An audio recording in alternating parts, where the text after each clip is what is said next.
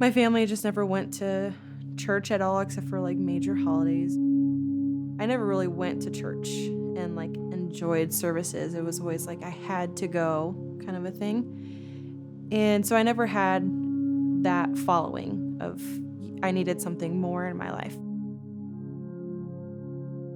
I'm currently in the military, and being in the military has a lot of struggles and a lot of hard times. And me and my husband tried for 3 years to get pregnant, and we finally did.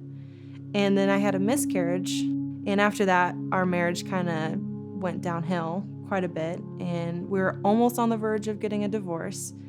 And at the time, I was working as a secretary for a commander on Ellsworth. He noticed one day, he's like, "Heather, what's wrong with you?" And I'm like, "Nothing, sir." And he's like, "No, something's wrong. Come in my office." So he sat down with me for like 2 hours and just talked to me and said, "You need God.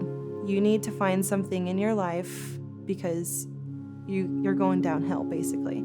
And I went home and talked to my husband about it, and he's like, "Yeah, I agree with you. We need something. We need more guidance." A couple months went by, and I was kind of just like, no, I don't need God. I don't need that. I don't need anybody telling me how to live my life. We got pregnant for the second time, and my husband's like, "Okay, we need God because we need something more than us for our daughter." And I was like, how do I say no to that? When we went to Fountain Springs and we walked in, we were just bombarded by people like, "Hey, how are you? How's life?" And they don't even know you, and it was just crazy that people were so open to us and they didn't know anything about us.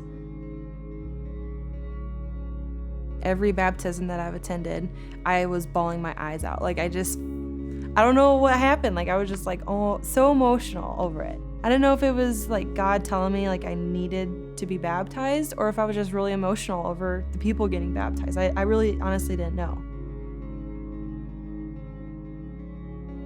And a couple of our friends, we all went out to dinner one night and they brought up the baptism.